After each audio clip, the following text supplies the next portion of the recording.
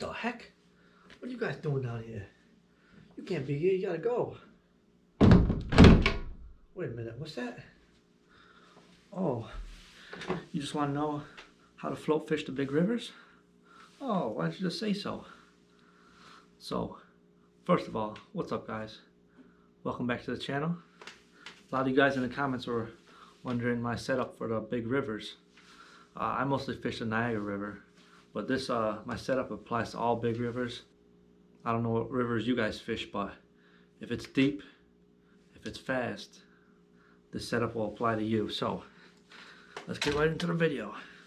First off, let's go over the rod and reel. I use this 565 Danny Colville Shadow Drifter. This one's black and salmon pink with the worm eater artwork.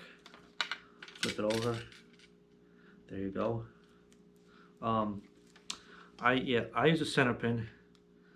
You don't have to use a center pin. You could either use center pin or spinning rod. Spinning reel. I personally like the center pin because I feel like it's just more of a challenge than the spinning rod. With the center pin, there's no drag, so you're just fighting it with your grip strength. So that's why I like it. I didn't always have this reel. I first started off with the Okuma Aventa, which is a 3.75 inch reel. I just recently got this one over the summer with my tip money. Decided to upgrade. The Okuma Aventa is a pretty good reel, but there's a couple drawbacks that this reel I have right now is much better at. So first of all, the Okuma Aventa, unlike this reel, it didn't have this texturized rim. So when I had a fish on the Okuma Aventa, it wasn't really a smooth drag. It was more skip over my fingers because it was more tacky than this one. So there's that. This one, as you heard, got a strong clicker, so when you're transporting it, it's not going nowhere, which is real nice. Plus, with the bigger reel, if you're doing real long drifts, reel in, since it's a larger circumference, you're going to be able to pick up line much faster than Okuma Aventa. If you want to use a spinning reel, that's fine too. Just make sure it holds a lot of line, say 200-300 yards. Because if you get a fish that takes the current and don't have a lot of line, you're basically done for. So there's the reel I have. The rod, it's Blood Rod skein cane, 13 foot. It's rated for a 10 to 20 pound test. Heavy power. Yeah, I just got this this rod the beginning of this fall. So far I really like it.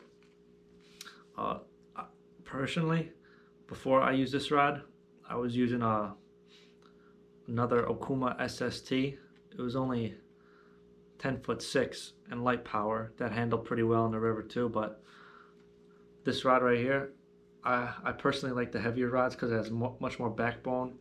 If your fish is darting down the river, you could just turn to the side and you could pretty much stop that fish right away.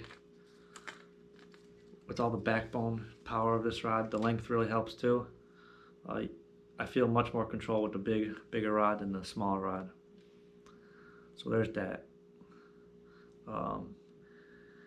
Yeah, I wouldn't go much shorter than 10'6". I guess if you're throwing spinners or something, not float fishing though. If you're throwing spinners, you could go with a 9 foot heavy rod, but we're just talking about float fishing today. So, and then on the next thing is the line. I don't know if you can see the line I have here. It's called Chromium Float Line.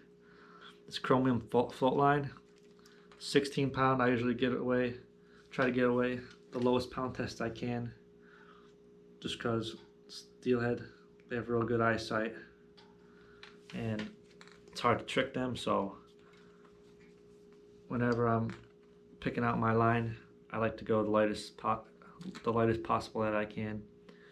So this chromium float line, it was actually designed, I just recently started using it. Man, it's nice across the water.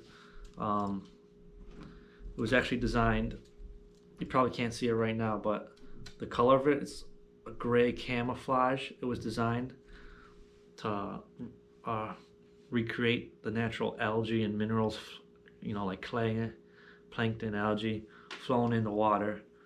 So that helps disguise it. I don't like using fluorescent line at all because I just feel like the fish are easily able to see it.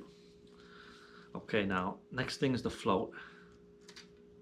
So I use slip floats.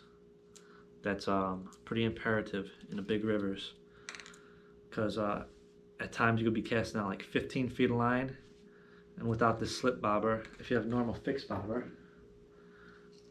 like this, you'll be able to you're casting like 15 feet of line at once, and I'm not great at casting 15. I don't know about you, but yeah, I'm not great at casting 15 feet of line. So these slip bobbers, with them, you'll probably only have to cast like 4 or 5 feet of line max because it's not fixed on the line. It just slips up and down, up and down. So yeah, there's that. So let's start from the top to the bottom. Got right here, it's called a bobber stop, rubber bobber stop. You put it on your line, then you put a small bead on your line. That basically stops your float from moving any farther up the line. You could adjust the depth with this.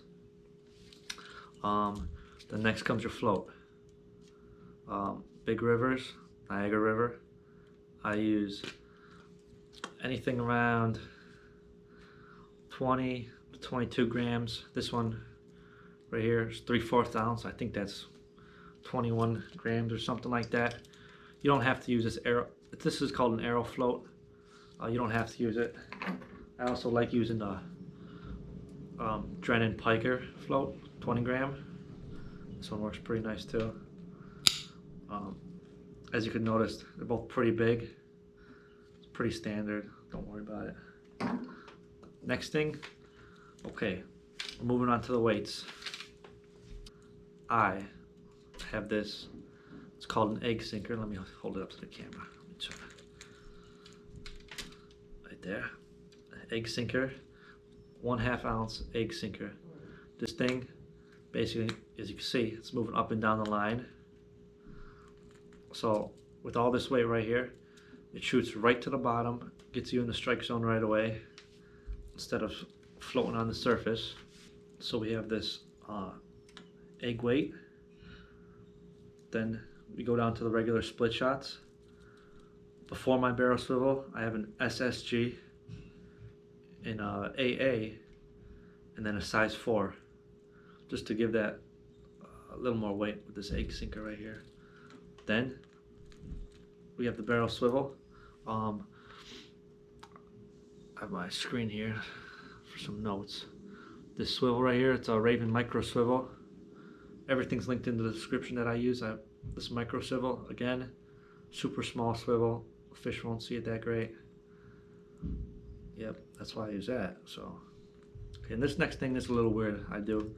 Normally, guys, they use anywhere from 18 to 24 inches of fluorocarbon leader, but I use about 4 foot. The reason for that is I put a majority of my weights on the leader line, the fluorocarbon leader line, because I feel like when you have a majority of your weights on the monofilament line, there's more.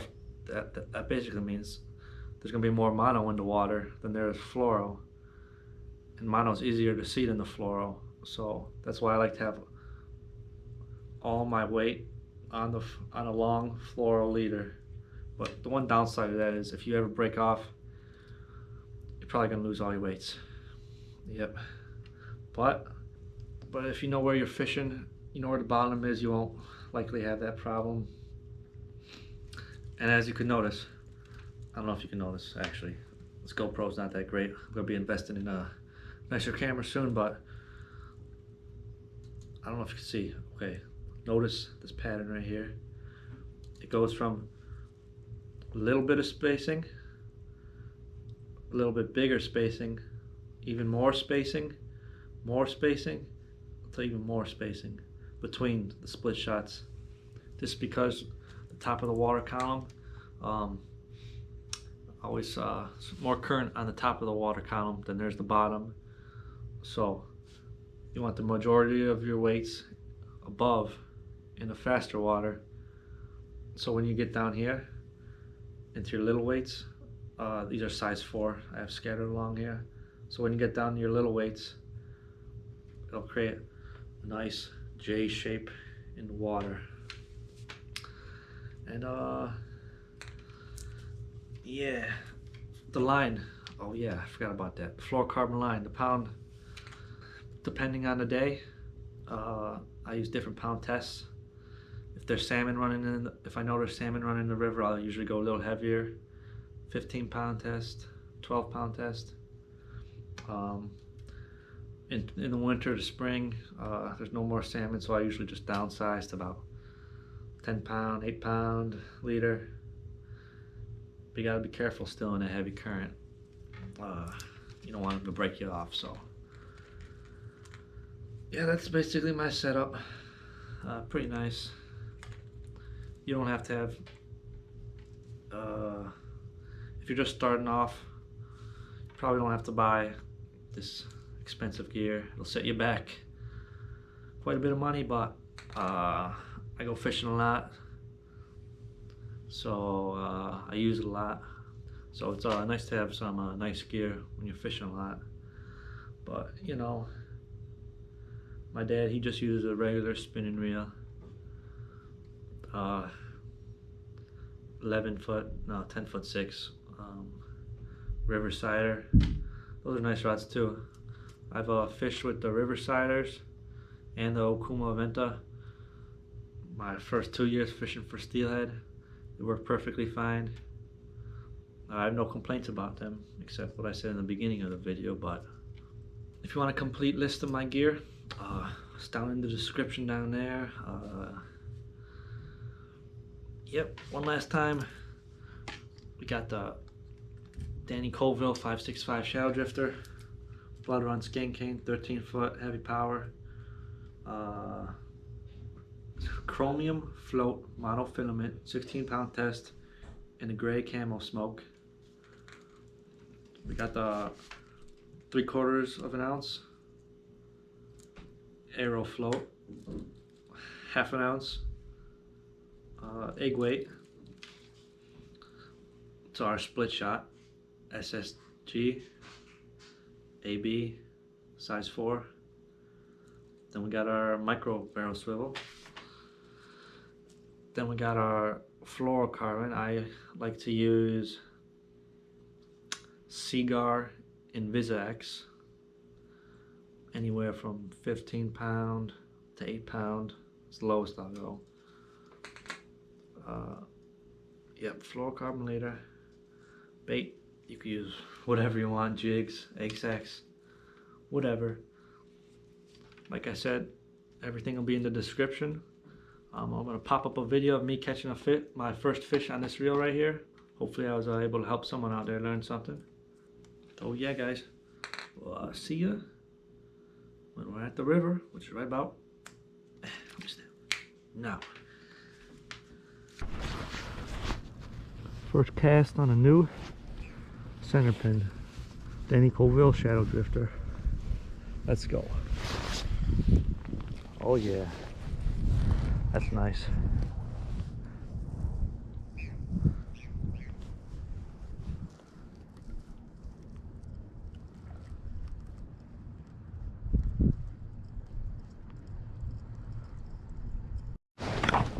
All right guys, Noah's hooked up. Was not expecting it. There's Noah fighting the fish. Here it is. It might be a brown. It looks super colored up.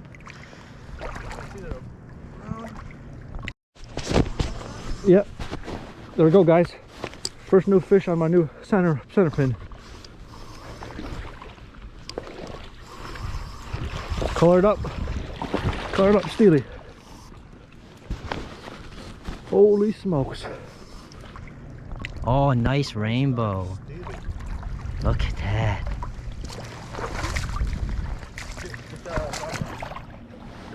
Look at that rod bend. There's the fish.